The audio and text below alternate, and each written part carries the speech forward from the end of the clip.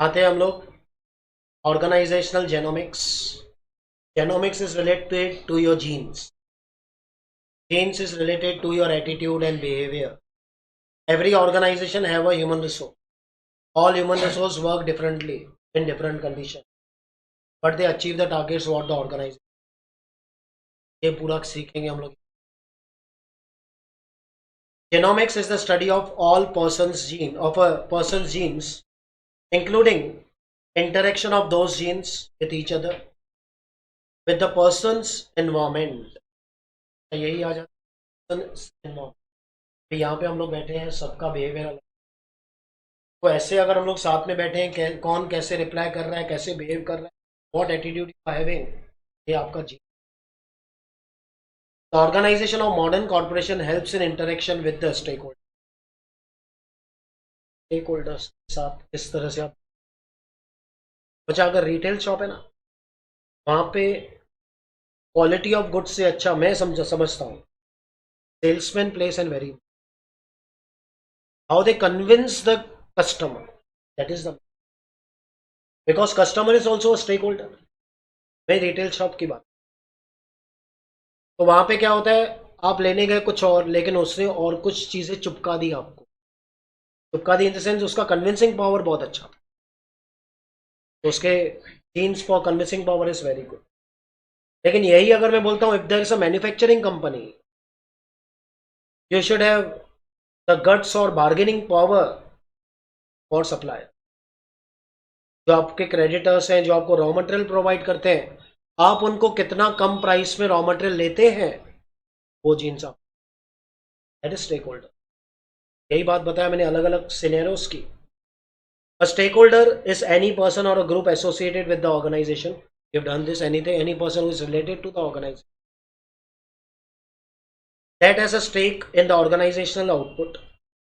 Corporation face a massive challenge in trying to organize, communicate and respond all of their different stakes. अच्छा, हर कोई corporation, हर कोई organisation चाहता है कि कोई भी स्टेक होल्डर्स हमसे नाराज ना हो. कुछ भी उनके डाउट हो, you have to reply them properly. अगर आप प्रॉपर रिप्लाई नहीं करोगे, वो भी समझेंगे यार हमने तो पूछा है, उधर से रिप्लाई. बहुत सारे कंपनीज भी ऐसे करते हैं. They are having the public relationship manager for these things. एक एक चीज का reply on the spot immediately आ जाता है. The most efficient way of corporation to interact with each different stakeholder group is to establish a boundary spanning departments, which are offices within an organization that interact across boundaries that divide the company between different. Simple. Boundary spanning department. आपके लिए बेटा मतलब ऐसा हो सकता है, हम लोग बोल सकते हैं एक पब्लिक रिलेशन डिपार्टमेंट बना लो, कहीं से भी कुछ भी आने दो, आपका रिप्लाई एक तरीके से ही जाता. और वो बंदा जो आप बिठाओगे पब्लिक रिलेशन की जगह पे, he should know each and everything about the company, तो यू आंसर कर पाएंगे, नहीं तो company. Department of public affairs, देखो यही बात बताई. Investor relations, customer relations, community relations etcetera are some of the examples of boundaries. Public relation department बना दिया, उसके अंदर कस्टमर्स के लिए अलग, इन्वेस्टर्स के लिए अलग, इनोवेशंस के लिए अलग. तो ये क्या हो गया, जो इनोवेशंस की बात आएगी इनोवेशन वाला आंसर करेगा, कस्टमर्स की बात आएगी कस्टमर वाला आंसर करेगा, and so. All managers and employees need to be aware of how people behave in order to provide best working. आपको ये देखना है कि बेस्ट वर्किंग एनवायरनमेंट आप किस तरह. Organization behavior is about how people may be motivated to work together in more effective ways. The interaction required direct a group toward a set of common goal is called as organization. बच्चा आप कोई भी department में काम, अभी अभी मैंने आपको एग्जांपल कि हमारा टारगेट है सेल्स बढ़ाना, तो क्या सिर्फ सेल्स डिपार्टमेंट ही काम करेगा क्या? वेरियस डिपार्टमेंट काम करते हैं for achieving the sales department target. ये प्रॉपर कम्युनिकेशन होगा तभी होगा ना. तो यही होता है आपका organisation communication, because we are heading towards one single objective और goal. An effective and efficient communication system requires managerial proficiency in delivering and receiving messages. कितना फास्ट वो डिलीवर कर पाते हैं मेल। अच्छा, क्योंकि अगर आपने प्रॉपर मैसेज कन्वे नहीं की, आपका एम्प्लॉई समझेगा नहीं, तो उतना डिले होगा आपको objective achieve. Understood? You have to convey the message clearly, I will say. तो सामने वाला का मिसअंडरस्टैंडिंग नहीं होगा, प्रॉपर समझेगा, क्लियर ऑब्जेक्टिव समझेगा, और वो हिसाब से वो perform. A manager must discover various barriers to communication. What is barriers बच्चा? रुकावटें बोलते हैं। वो सब जो भी बैरियर्स आते हैं उसको पहले देख लेगा, क्या क्या बैरियर्स आते हैं। Analyse the reasons for their occurrence and take preventive steps to avoid those barrier. Manager को पहला देखना है कि बैरियर्स क्या आ सकते हैं, फिर वो तैयार रहेगा कि ये बैरियर आएगा, उसको मैं प्रिवेंट कैसे कर सकता हूँ, उसका सॉल्यूशन पहले से ही निकाल के रखेगा। Thus, the primary responsibility of the manager is to develop and maintain an effective communication system in the organization.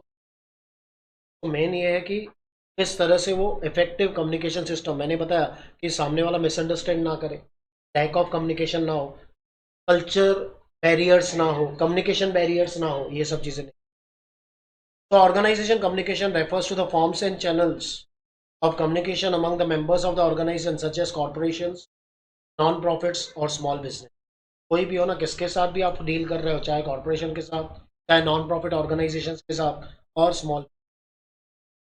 Studies have found a strong relationship between levels of communication in organisation and job performance and satisfaction.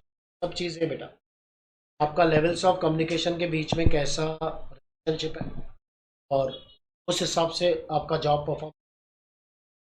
अभी suppose कोई कोई रहते हैं बेटा कि leaders की बात कर रहा हूँ मैं। Some leaders are autocratic in nature. You know what is autocratic? क्या होता है? स्ट्रिक्ट मतलब जो मैंने बोला वही करना है। तो वहां पे कैसा ना, बहुत सारे एम्प्लॉयज आर नॉट सेटिस्फाइड, कुछ लोग नॉट सेटिस्फाइड, लेकिन जिसको स्पून फीडिंग लगता है ना, वो बोलते हैं ठीक है ना, वो जो बोल रहा है हम लोग ही करेंगे, हम क्रिएटिव क्यों बने, हम इनोवेटिव क्यों बने। Depends upon your genes again. लेकिन कुछ होते हैं पार्टिसिपेटिव लीडर्स या कंसल्टेटिव लीडर्स, वो क्या करते हैं ना, सबका सलाह मशवरा लेते हैं, से पूछते हैं किस तरह, then they take the decision. तो उसमें क्या रहता है ना, एक जॉब सेटिस्फेक्शन आ जाता है एम्प्लॉय, मतलब subordinates. Organisation communication can be formal और informal. What is formal and what is formal? Channels. Formals मतलब प्रॉपर हायरार्की में जाना, प्रॉपर स्ट्रक्चर में जाना। इनफॉर्मल दोस्तों के साथ रहना, है ना। तो ऑर्गेनाइजेशन दोनों तरीके का रहता है, कुछ रहते हैं फॉर्मल वे से जाना है, कुछ वे रहते हैं आपके इनफॉर्मल वे से जाना। Flow in various direction and make use of various media. The positive attitude towards work depend on the mutual relationship with in a work group which can be related to inner and outer system. ये बहुत important है, mutual relation. आपका आपस में relationship क्या है? अगर आप एक दूसरे के ऊपर ट्रस्ट करते हो, एक ही ऑर्गेनाइजेशन में काम करते हो, तो आप बहुत आगे जाओ। आपस में ही डिस्प्यूट्स है, कहाँ से ऑर्गेनाइजेशन में ऑब्जेक्टिव्स अच्छे। The outer system is defined by the organization and technologies, while the inner system refers to the mutual relationship created as a result of business, corporation and living. Outside दूसरी चीज हो गई कि आपको technology नहीं मिला, या बाहर की कोई चीज आपको नहीं मिली, रॉ मटेरियल्स नहीं मिले, दैट इज आउटसाइड। इनसाइड क्या रहता है, आपको आपस में यूनिटी बना के रखना है, आपको अपने आपस में म्यूचुअल ट्रस्ट बना के रखना। Interaction is reflected in mutual activities within the group or outside of it, or an employee activity related to the integral work environment or any other matter. One develops many interaction towards the people who constitute a work group. भाई ये बेटा interaction बहुत ज़्यादा करने, वहाँ पे आप किस तरह से बिहेव करते हो, दैट आपको किससे क्या बात करनी है, that is a person's behavior as well as his or her activities in the work। आपका एक्टिविटी, आपको देखो बेटा इन जनरल आपको एक टारगेट है, you are part of the department. Most probably जब आप सीए में पास हो जाओगे, you will be the part accounts, बराबर। तो अकाउंट्स डिपार्टमेंट में भी टारगेट्स दिए जाएंगे। तो वहां पे कुछ ऐसे रहते हैं बंदे जिनका बिहेवियर रहता है, जब तक मेरा बॉस बोलेगा नहीं तब तक, कुछ होते हैं आपको टारगेट पता है, आप अपने हिसाब से फास्ट काम कर, एफिशिएंटली। वही है, एक ही डिपार्टमेंट में दो अलग अलग लोग।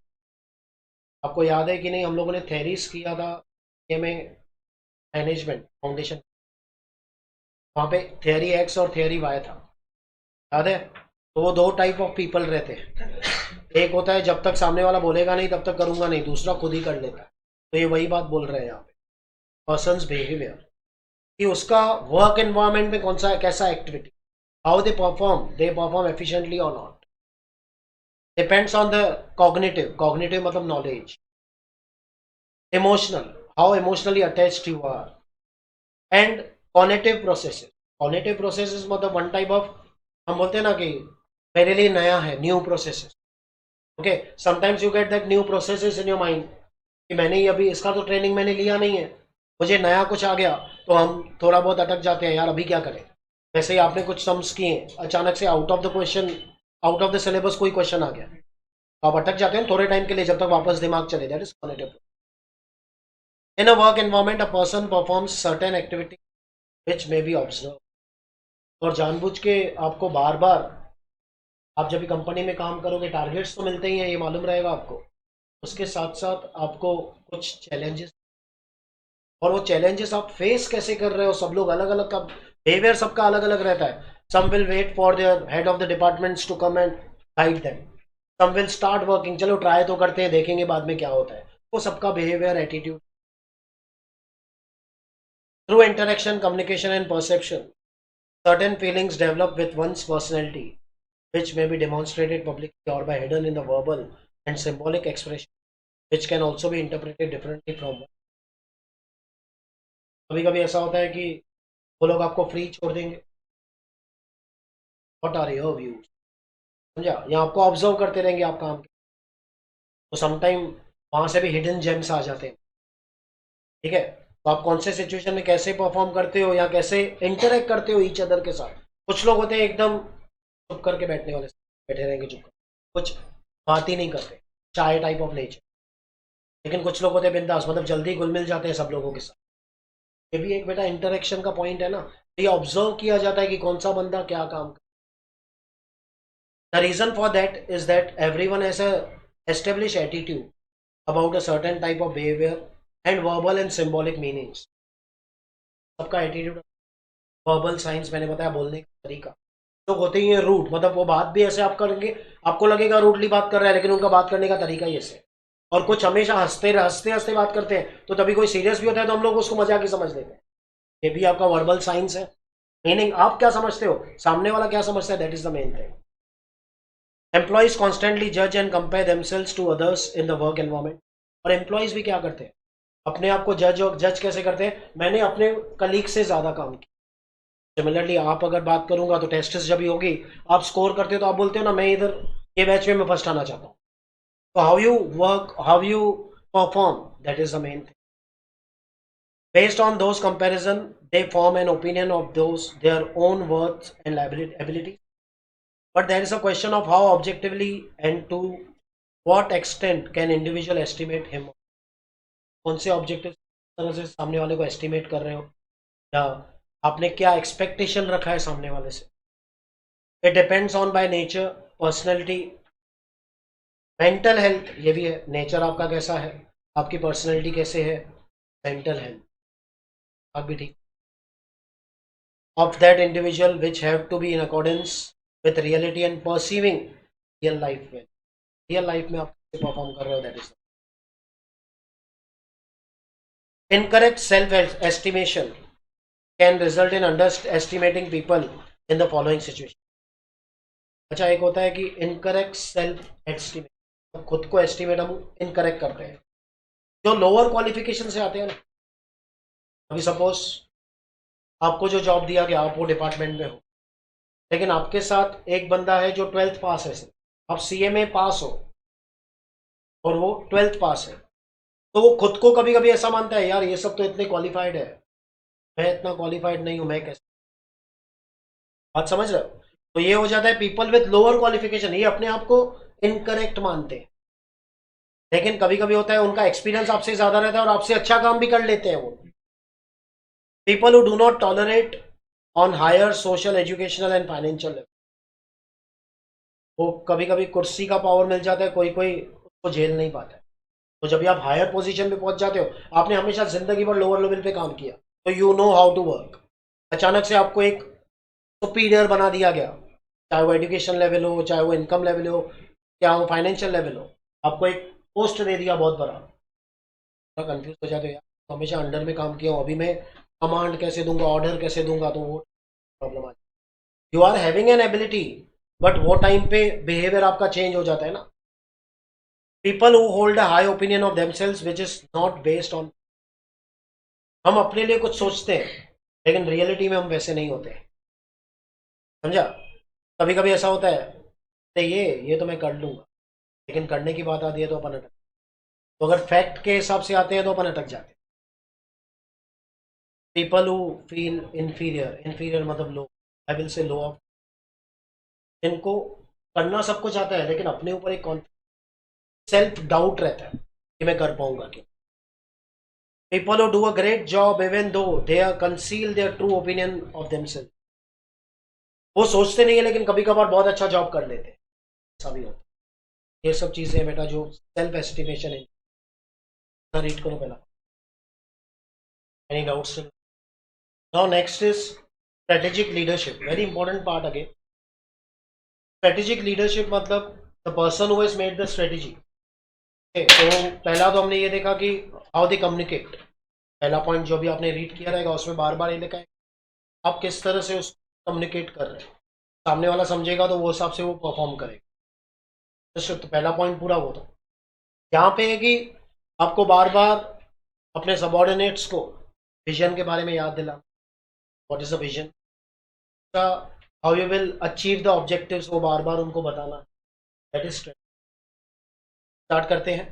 It is about how to effectively manage a company strategy, making process to create competitive advantage. ये पॉइंट हमने बेटा बार बार किया था कि हम लोग जो भी स्ट्रेटेजीज बनाते हैं ना, वो बनाते हैं बिकॉज हम दूसरों से कैसे आगे। Strategic leaders must strive towards maximising shareholders value by balancing the profit growth and profitability of the organisation. अच्छा, ये भी आपको देखना है कि इन्होंने आपके ऊपर ट्रस्ट किया। आज शेयर होल्डर्स बेसिकली कौन है, जो कंपनी के ऊपर ट्रस्ट करते, तो आपके कंपनी, वो लोग देखते नहीं कंपनी क्या है किधर है, लेकिन तभी भी वो पैसा लगाते हैं ना आपके कंपनी की, तब उनका ट्रस्ट है।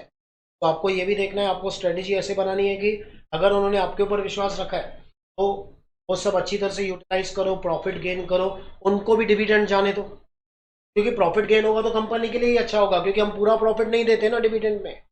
उनको खुश रखोगे तो और ज्यादा इन्वेस्टमेंट है। A strategic leader is seen as an individual on whom strategy development and change are seen dependent.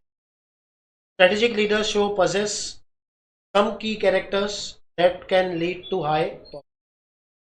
Leader के ऊपर भी है किस तरह से आपके वो परफॉर्मेंस को चेंज कर। अगर उसका मोटिवेशन बहुत अच्छा रहेगा तो they can lead to your good performances. Some of the key qualities of the strategic leader is expected to have are as follows. First, very important thing, strategic leader should be visionary. He should work about the vision. He should have a strong sense of direction and a clear and compelling vision of where the organization should go. वो पहले से ही सोचेगा कि हमको कहाँ पे जाना है। मैंने उस दिन बताया था where we are and where we go, तो ये सब चीजें strategically. He should be capable of eloquently मतलब frequently, बार बार communicating this vision to others within the organization in order to sensitize them. Sensitize them means it is to achieve them, I can say. And consistently articulate this vision. Articulate मतलब show this vision to them until it becomes a part of the organization. बार बार उनको याद दिलाओ कि हमको ये vision achieve, तो फिर हर कोई वो विजन के लिए भागेगा, वो ऑर्गेनाइजेशन कल्चर बन जाए। A good strategic leader must have the ability to identify and articulate the business model the organization will use to attain the vision. फिर अगेन उसके पास एबिलिटी होनी चाहिए, इस तरह से वो विजन अचीव करवाएगा। This requires a fit between organization strategies with organization. ये जो भी strategies बनाएगा that will be according to organization. तो तीनों पॉइंट्स में अगर आप देखोगे तो बार बार वो बात कर रहा है कि के हिसाब से अपने सबऑर्डिनेट से leader. A good strategic leader should demonstrate a sense of commitment towards the vision and the business model through his action. And ये पॉइंट को एक ही नाम बोलूंगा, लीड बाय एग्जांपल. उसको मालूम है, मतलब पहला मैं अगर अच्छी तरह से काम कर रहा हूँ, मेरे सबऑर्डिनेट्स भी बहुत अच्छी तरह से काम ही करेंगे. तो once I will work for a vision, they also will be work. He should develop a strong network of both formal as well as informal to remain well informed about whatever is happening in and around. अच्छा, formal क्यों? उसको अपना importance रखना है. Informal क्यों? अंदर क्या चल रहा है वो कैसे मालूम पड़ेगा? तो वो लोग क्या करते हैं, दो चार जन अपने लोग अंदर भर के रखते हैं क्या, तो उन कुछ लोगों के साथ they are informal. After the office they meet and all, तो उससे मालूम पड़ जाता है अंदर क्या. That is informal. फॉर्मल सबके सामने he has to keep the importance. सबके साथ इनफॉर्मल हो जाएगा तो वो लीडर और सबऑर्डिनेट का रिलेशन नहीं रहेगा. A good strategic leader should be able to recognize and empower subordinates to make decisions.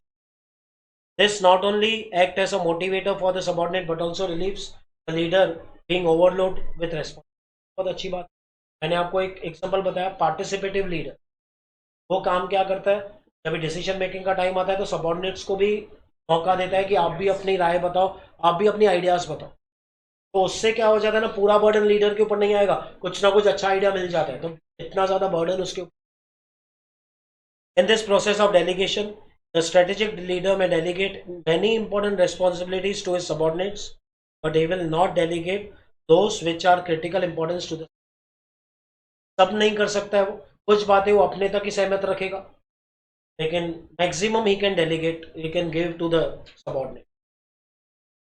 A good leader should try to develop a consensus of his ideas among his subordinates rather than attempt to use his authority force the ideas through. बोलते हैं कि अपना ideas जो है consensus बनाना है, उसका way of thinking. यार हम मतलब सबऑर्डिनेट भी सोचना चाहिए, जो लीडर थिंकिंग कर रहा है थिंकिंग हमेशा राइट है. एक बात ही है. सेकेंड थिंग, ऐसा नहीं होना चाहिए कि खुद कुछ कर ही नहीं रहा है, पूरा काम अपने को दे रहा है. वो भी नहीं होना चाहिए. Rather than attempt to use authority force ideas through. ऐसा नहीं कि वो बार बार बोल रहा है तुम लोग ही आइडियाज दो, वो खुद कुछ.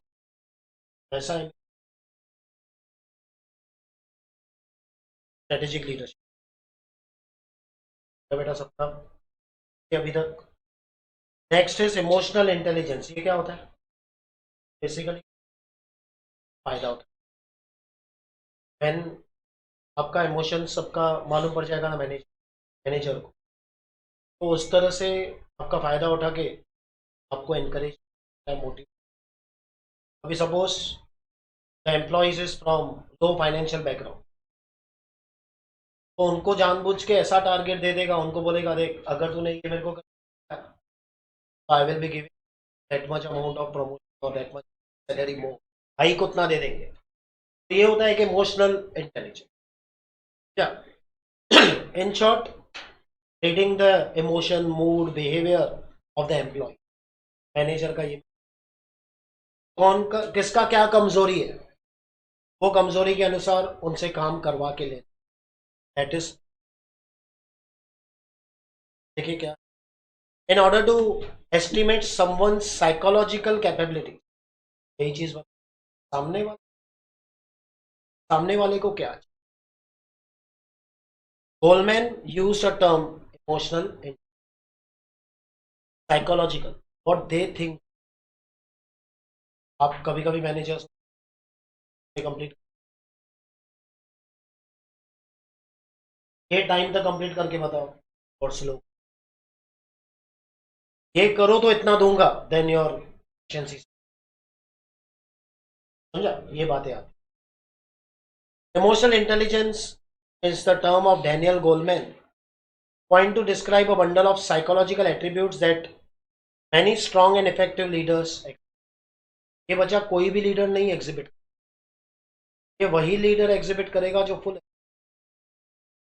बहुत सारा साल लीडरशिप है कि नहीं। अच्छा, when we started the teaching, पहले ही साल में मैं नहीं बोल सकता था कि ये बच्चा पास होगा। अभी उसका एक दो पेपर देख के हम बोल सकते हैं अप्रोक्सीमेटली इतना परसेंटेज। ये कभी हुआ अकॉर्डिंग टू अवर एक्सपीरियंस, है कि नहीं। तो ये वही चीज़ है, लीडरशिप भी डायरेक्टली नहीं आता है।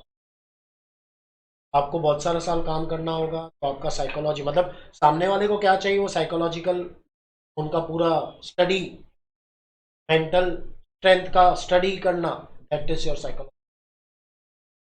फर्स्ट होता है self awareness, the ability to understand one own moods, emotions, drives as well as their effect on others. किस तरह से आप दूसरों का मूड समझते हो, किस तरह से दूसरों के इमोशन समझते हो या ड्राइव समझते हो, उस हिसाब से आप अफेक्ट कर सकते हो दूसरों को।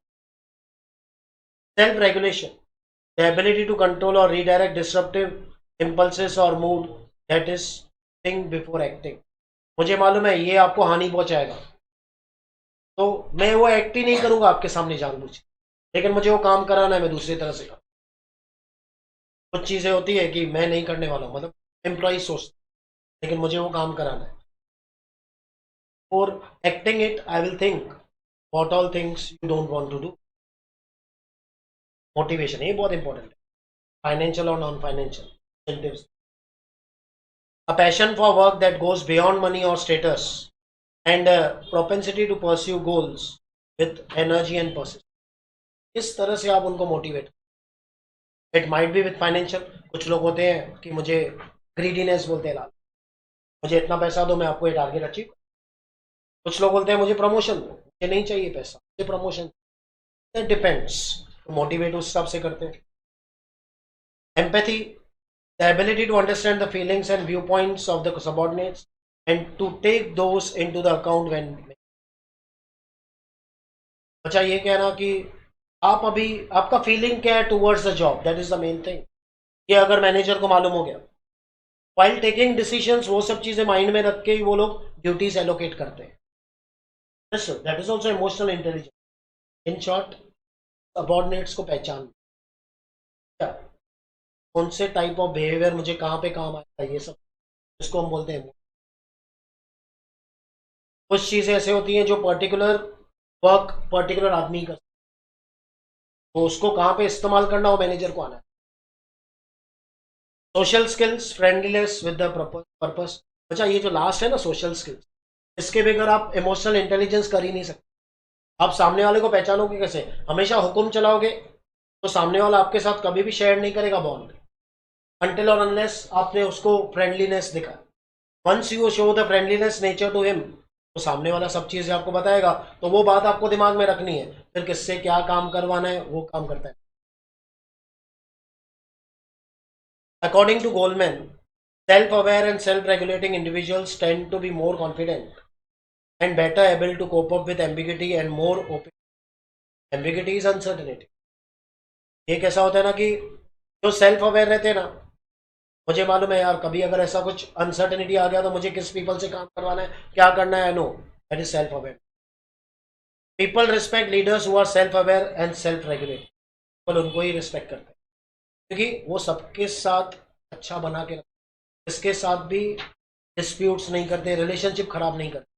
That is self aware and self leader. बेटा ये होता ही है ना, कौन कभी काम आ जाए वी डोंट नो, इसके वजह से we have to be self aware and self leader. People who are self-aware recognize their own limitation and being self-regulated consider their decisions carefully. उनको मालूम है कि मैं लिमिट से बाहर नहीं जा रहा हूँ। These two attributes, self-awareness and self-regulation, helps to elicit the trust. What is elicit? Maintain the trust, मतलब दूसरा आपके ऊपर ट्रस्ट कर सकता है ये सब चीज़ों के बारे में। And confidence of the subordinates, subordinates आपके ऊपर ट्रस्ट भी बना के रखेंगे और आपके ऊपर कॉन्फिडेंस भी रहेगा, यार ये बंदा जो बोल रहा है ना सही बोल रहा है। Strong motivation exhibited in the passion for work can also be infectious. It motivates subordinates to a great extent to give their main होता है मोटिवेशन। आप किस, आपने अगर उतना ज़्यादा आपने एनकरेजमेंट किया ना, तो ऑटोमेटिकली उसका काम करने का तरीका ही बदल जाता है and they start working efficient.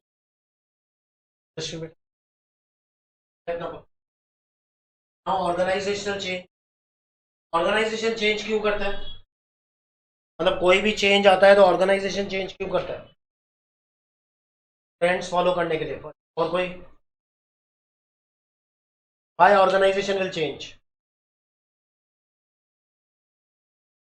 Upgradation of technology you can say. और कोई? ग्रो करने के लिए। और if you are going on, sustain कर रहे हो तो no issues. Why you have to change? बहुत कॉमन आंसर चाहिए।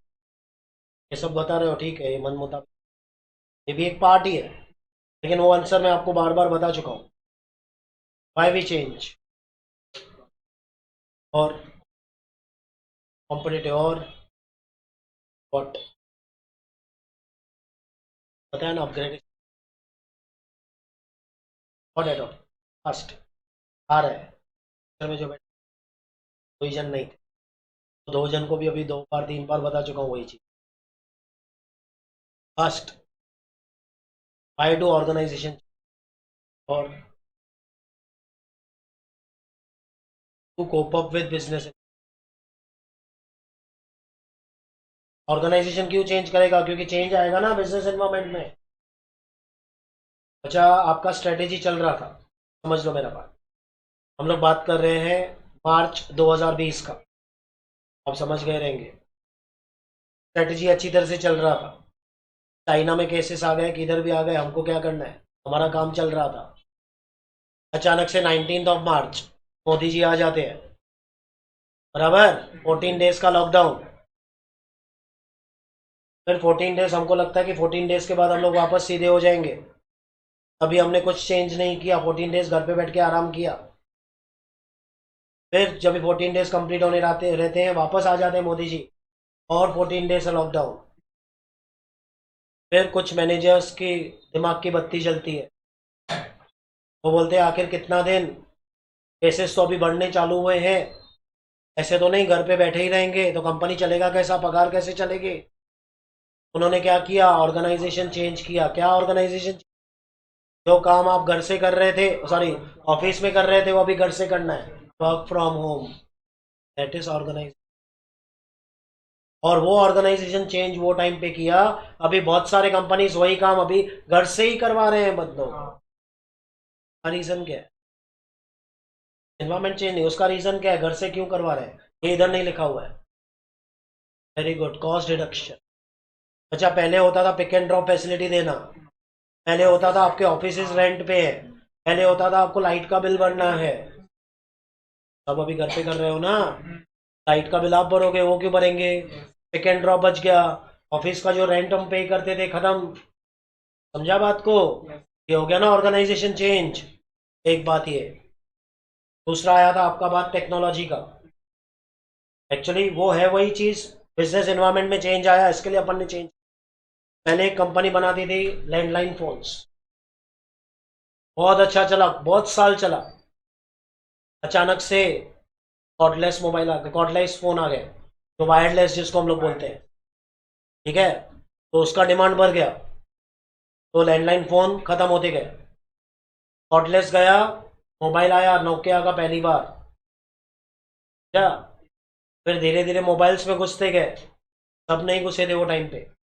रिलायंस से 500 रुपये में मोबाइल निकाला, उसमें 1 साल फ्री, ब्लू कलर की लाइट होती थी, व्हाइट कलर का इतना छोटा मोबाइल। मैक्सिमम लोग घुस गए मोबाइल फोन में। Once mobile phones entered, landline खत्म होते गया। जैसा ही वो कीपैड वाला मोबाइल्स का जमाना गया, एंड्रॉयड आ गया, टच स्क्रीन, है कि नहीं? ये सब क्या हो रहा है? और वो अगर पर्टिकुलर मार्केट में आप हो, तो वो मार्केट में अगर आपका बिजनेस एनवायरनमेंट में ही चेंज आ रहा है, ये एनवायरनमेंट चेंज है कि लोगों का डिमांड चेंज होते जा रहा है, तो आपको भी। आज टेस्ला इंडिया में क्यों आ जाएगा, क्यों आ रहा है? largest growth market in the, क्योंकि पॉपुलेशन अपना। टेस्ला आएगा ना, देखना, मारुति, उन्होंने गाड़ियां चालू कर पाते हो। के लिए टाइम लगेगा, बिकॉज बेटा आपको जैसे ईवी पंप्स एंड ऑल ये सब लगेंगे, ये सब डेवलप होने में टाइम लगेगा, लेकिन होगा इन फ्यूचर। समझा बेटा? स्टार्ट करते हैं। In any business environment change should happen. अभी भी इन्वायरमेंट सर्टेन नहीं रहता है बेटा। हम लोग यहाँ पे बैठे, अभी मैं 3 घंटा, हमको क्या मालूम मोदी जी आके कुछ बोल के गए, मालूम है क्या? हो सकता है ना हम बाहर चले, आपको फोन आया, अरे जल्दी आ जाओ, कर्फ्यू लगने वाला है, ये लगने वाला, किसको? तो बिजनेस एनवायरमेंट चेंज होते, it shows one commitment to the kind of growth and evolution it takes to stay modern, relevant and competitive. ये भी है कि हम बिजनेस की बात करते हैं तो आपको अकॉर्डिंग टू ट्रेंड, इसने मुझे बोला था यहाँ पे ट्रेंड चेंज हो गया उसके बाद, तो ये वही बात बोल रहे हैं, हमको मॉडर्न करना है। आज अगर मैं वही स्टिक रहता था, नहीं नहीं मुझे लैंडलाइन ही प्रोड्यूस करना है, तो बेटा चलता नहीं था ना। आपका प्रोडक्ट कितना भी अच्छा हो, अभी हम मॉडर्न हो गए हैं, रेलेवेंट अभी आपको प्रोड्यूस करना है, और आपका जो कॉम्पिटिटर प्रोड्यूस कर रहा है वो आपको अभी प्रोड्यूस करना है। ईवी का बात जो मैंने आपको बताया, काउंटलेस फैक्टर्स में change inevitable, but what kind of change we are thinking about. आप क्या change can include things like introducing new software और अपडेटिंग मार्केटिंग। चलो आपके मोबाइल्स पे तो हम आ गए, आज 10 साल हो गए मोस्ट प्रोबेबली मोबाइल्स चल रहे हैं, लेकिन अभी मैं बोलता हूँ 2G मोबाइल यूज करो, नहीं ना, मोबाइल में बोल रहा हूँ यूज करो, लेकिन क्या बोल रहा हूँ 2G नहीं करोगे ना, सॉफ्टवेयर सब अपडेटेड आ गए, तो अपने को चेंज का जरूरत है कि नहीं? अभी रुको ना, 1 साल भी नहीं होगा 5G, अपने को वापस सिम कार्ड चेंज करने होंगे, सब लोग बोलेंगे 5G सिम चालू करो, क्योंकि 5G मोबाइल आना स्टार्ट हो गए, है ना? तो ये सब क्या हो जाएगा, न्यू सॉफ्टवेयर, अपडेटिंग मार्केटिंग, ये सब चालू हो जाएगा। अपडेटेड बिजनेस प्रोसेसेस, आज सबको अपडेटेड चाहिए business processes. Full on restructuring, you have to restructure. ये हुआ था, मेरे को याद है, I was a kid, 1990s की बात बता रहा हूँ। हमको हमारे डैड ऐसे लेके चलते थे, चल बेटा बैंक होके आते हैं, जाते थे बैंक्स में, इतना सारा क्यू, फिर पासबुक का एंट्री वो हाथ से लिख के दे। आज कौन से बैंक में पूरा कंप्यूटराइज कायोस मशीन आ गए हैं, पासबुक डालो एंट्री होके मिल जाए। स्ट्रक्चरिंग हुआ ना, पहले जो काम करने के लिए 10 लोग लगते थे, आज वो 10 लोगों का काम एक कंप्यूटर करता है बेटा, मतलब एक आदमी करता है। और दिन आपके दिन आएंगे AI, अभी जैसे पहले 10 का काम एक करता था ना, अभी 100 का काम एक करेगा, होने वाला है। फिर आएंगे रोबोट्स, मैं बता रहा हूँ साल बाद 2000 का काम एक अकेला कर, होने ही वाला है बेटा, जितना जैसा आपका टेक्नोलॉजी आते जाएगा वो होने ही वाला है। पहले जॉब्स बहुत थे क्योंकि कंप्यूटर नहीं था, कंप्यूटर आ गया जॉब्स कम हो गए, फिर वो पूरा एरा चला कंप्यूटर्स का, अभी जैसे AI आ गया कंप्यूटर्स का भी जमाना गया। Leadership change, now leaders have change, leaders का थिंकिंग ही चेंज हो गया। पहले सिर्फ ऑटोक्रेटिक लीडर्स होते थे, तो मैंने बोला ना करने का, समझा, मैं राइट हूं या रॉन्ग हूं, you have to follow my orders. अभी चेंज हो गया, they have to be informal also. Updated thinking, आपको थिंकिंग आगे का सोचना है। मैं अभी क्यों बोल रहा हूँ AI, फिर आगे बोल रहा हूँ मैं रोबोटिक, या updated thinking, you have to change according to the environment. New project management tools, नया क्या टूल्स आ रहा है वो पहले आप यूज कीजिए। बजट कॉन्स्टेंट, ये लेकिन बहुत इंपॉर्टेंट, बजट के प्रॉब्लम्स आने वाले, कि जितना ज्यादा अपडेटेड टेक्नोलॉजी आप लाओगे उतना ज्यादा आपका बजट बढ़ने वाला है। शिफ्ट इन स्ट्रेटेजी, तो जैसे ये सब चीजें चेंज होगी तो आपका स्ट्रेटेजी में चेंज आना। This all fall under the umbrella of the organisation. वो भी चीजें मैंने अभी आपको बताई, ये सब organisation. The term organisation change management refers to a methodology that helps the business to adopt this adjustment of all.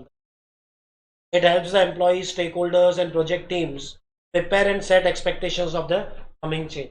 सबको मालूम है क्या चेंज आने वाला है, मैं तो बता रहा हूँ ना कि बेटा क्या हुआ था, 2017 की बात बता रहा हूँ। Tesla manager just came to India for just like a meeting held with Narendra Modi, only a meeting, nothing else। ये वाया वाया टाटा पर्सन को मालूम पड़ गया कि मीटिंग हेल्ड हुई है और कुछ भी नहीं, दिमाग क्या चल क्या आया है, मतलब ईवी इंडिया में आने वाला है, उसके आने से पहले मैं लॉन्च कर दूंगा, और वो हो गया। ये चीज ये लाइन में लिखी गई है बेटा। It helps the employees, stakeholders, project teams prepare the some expectation for coming change. उनको मालूम हो गया कि ये चेंज हमारे इंडिया में होने वाला है, वो आए उससे पहले तुम अपना डिमांड खड़ा कर दो, क्या कि नहीं? अभी देखो, और वो कर दिया, टेस्ला अभी आ रहा है। ये मैं 17 की बात बोल रहा हूँ, this is the real thing. कोई मैगजीन में ऐसा सिर्फ छपा था कि टेस्ला पीपल में came and met our prime minister, सिर्फ ये लिखा था मेट, क्यों वो नहीं लिखा था। एक अंदाजा जो ऑटोमोबाइल कंपनीज है उन्होंने तो अंदाजा लगा दिया, वहां पे वो प्रोएक्टिव बन गए। It helps the business roll out and assimilate to the change. Assimilate change मतलब adopt the change. There are countless organization change management methods. वहाँ पे कभी कभी क्या होता है मालूम है आपको? OCM का फुल फॉर्म आपसे पूछते हैं, बहुत सारे बच्चे लिखते आते हैं ऑर्गेनाइजेशन में, ये काम नहीं करके आना, ऑर्गेनाइजेशन चेंज मैनेजमेंट, समझा ना? कि हाँ बोलते हो, वहां पे वो ऑप्शन आता है ना, वो आपको दिमाग में वही घूमता है, फिर उधर रॉन्ग। हाँ लिख के आते हैं, हमने देखा है ये answer. Each involves a basic series of steps or practices that could be linear or cyclical in approach. सबके प्रोसेस अलग अलग होते हैं, स्टेप्स अलग अलग होते हैं बेटा। कैसे स्टेप्स हैं देखिए, some of the popular methods include, अभी कोटर ने 8 स्टेप प्रोसेस बनाया था लीडिंग स्टेज का। क्रिएट करो, बिल्ड करो, form, enlist, enable, generate, sustain and institute. फिर मैकेंसी एंड कंपनी ने 7S बनाए थे, style, skills, system, structure, staff, strategy, shared values and goals. Third Lewin change model, unfreeze, change, refreeze, आपको आगे है ये थर्ड वाला। अनफ्रीज मतलब पहले का जो आपका मॉडल है वो हटा दो, चेंज लाओ, वापस से फ्रीज कर लो, मतलब वो मेथड अभी हम लोग अपना। आटकर मॉडल, आटकर इस फुल फॉर्म का हो जाता है awareness, desire, knowledge, ability. The Kubler Ross model, shock, anger, bargaining, depression, acceptance. Satir change model, date, status quo, resistance, chaos, integration, new status quo. William Bridges transition model, ending, neutral zone, new beginning. सबका मतलब वही है, पुराने खत्म करो, नया implement करो, फिर नया लागू करो। However, there is no right or wrong in the terms of which method to choose. Any method can facilitate smooth transitions and positive. कोई भी मेथड हो ना, आपको चेंज लाना ही है बेटा। एक ही तरीके से आप सालों साल काम नहीं कर सकते, you have to bring the change. The best method depends on the organization and stakeholders needs and preference. Depend वो रहता है कि आपके स्टेक होल्डर्स क्या चाहते हैं, हर एक का मेथड अलग अलग रहेगा, लेकिन आपको चेंज लाना ही है। Methods are generally seen as interchangeable. Interchangeable मतलब कोई कंपनी अलग मेथड यूज करेगा, कोई कंपनी अलग करेगा, लेकिन at the end result will be the same. आज ईवी बनाएंगे, सबका कार का स्ट्रक्चर अलग रहेगा, थोड़ा बहुत चेंज रहेगा, रहेगा तो वही कार नया। One of the most popular and widely accepted guiding approaches out there is the Association of Professional Change Management, Standard for Change Management, the ACMP, that is Association of Professional Change Management. Standard includes a definition of practices, processes, tasks and activities for change management. ये क्या करते हैं ना, change manage, बहुत सारा activity. It also includes the guidance for any change and generally accepted principles and process across industries, organization. ये लोग आपको गाइडेंस भी देंगे, सजेशंस भी देंगे, एडवाइस भी देंगे कि आपको अभी क्या चेंज करना चाहिए। ये कि इन्होंने एसोसिएशन बना लिया है और ट्रेंड इज गोइंग ऑन के अनुसार आपको बताया जाता है आपको क्या करना चाहिए। The following are the steps recommended by ACM: evaluate change impact and readiness. Change impact के लिए रेडी रहो बेटा, इवैल्यूएट करो, मेजर करो कि आगे क्या फ्यूचर है, उसके हिसाब से चेंज। फॉर्मुलेट योर स्ट्रेटेजी, उसके लिए आप क्या करो, स्ट्रेटेजी बना लो। डेवलप चेंज मैनेजमेंट प्लान्स, आप क्या चेंज कर रहे हो, अलग से प्लान्स बनाओ। एग्जीक्यूटिंग चेंज मैनेजमेंट प्लान बना के बैठना नहीं है ना, उसको इम्प्लीमेंट भी करना है। Closing the change management effort, अभी हो गया तो आप क्लोज करो वहां पे। It's important to look at employee involvement during. अब देखो, जो आपने चेंज लाया है, क्या आपके एम्प्लॉयज उसमें organisation can't run successfully change management without people. सही है ना बेटा, अगर आपने चेंज आप विदाउट पीपल, उनको भी आपको ट्रेन। आज 1991 की मैंने, आप 1990s की आपको मैंने बात, कंप्यूटराइजेशन आ गया बैंक्स में, तो वहां पे जो पहले काम कर रहे थे सबको तो कंप्यूटर चलाने नहीं आता रहेगा ना। और वो टाइम पे ऐसा भी हुआ कि जो लोग नहीं चाहते थे उनको वीआरएस दे दिया, वॉलंटरी रिटर्न, और जो सीखना चाहते थे उनको ट्रेनिंग भी दिया। तो दोनों चीजें आ जाती है, विदाउट पीपल यू कांट कोई भी चीज। अंडरस्टूड। शायद हम लोग जो मोबाइल पहले यूज करते थे की, फिर जब भी हमारा आईफोन, ये फोन आया, मतलब एंड्रॉयड आया, तो टाइम पे मुझे नहीं मालूम था हम कैसे यूज, एक बार आ गया तो we started adopting change. That's why companies should involve employees in the organisation change management process from, इसको इन्वॉल्व करो अगर आप change from start to finish, whether through something as involved as an online focus group or simply without employee buy-in, change management can, decision ले लिया और employ को नहीं बताया, आपका काम है, क्योंकि at the end of the day अगर एम्प्लॉय नहीं समझेगा आपको क्या चेंज लाना है, और उनसे आप पूछो what is going on in the market, उनको भी नॉलेज रहता है, उनके भी कलीग्स रहेंगे जो सेम डिपार्टमेंट में काम करते रहेंगे। But uninvested stakeholders are in the only reason organisation management, वही है, अनइन्वेस्टेड लोग ही खाली फेल नहीं होते, इन्वेस्टेड मतलब जिन्होंने चेंज नहीं लाया वो तो फेल होने ही वाले हैं। It also takes knowledgeable prepared leadership and HR team. पहला किया हमने ऑब्जेक्टिव्स ऑफ द स्ट्रेटेजी, फिर हमने चैप्टर नंबर 4 में किया ऑर्गेनाइजेशन जेनोमिक्स, उसमें जीन्स के बारे में, एटीट्यूड के बारे में पहले, then we did strategic leadership, हमने बताया कि बार बार विजन अपने मतलब सबॉर्डिनेट्स को बताना चाहिए तो ही जाके आपका अचीव होगा, नहीं तो नहीं होगा। उसके बाद हमने किया इमोशनल इंटेलिजेंस। क्या था emotional intelligence? Psychological, psychological abilities होना चाहिए कि सामने वाले को आपका बिहेवियर जज करना है, रीड करना है, उसके इमोशंस क्या है, उसका मूड क्या है एंड ऑल, उसके हिसाब से उनको काम देना है। उसके बाद हमने किया ऑर्गेनाइजेशनल चेंज, ये क्या होता है? अकॉर्डिंग टू बिजनेस, जैसा एनवायरनमेंट में चेंज आएगा आप अपने आप को चेंज करेंगे।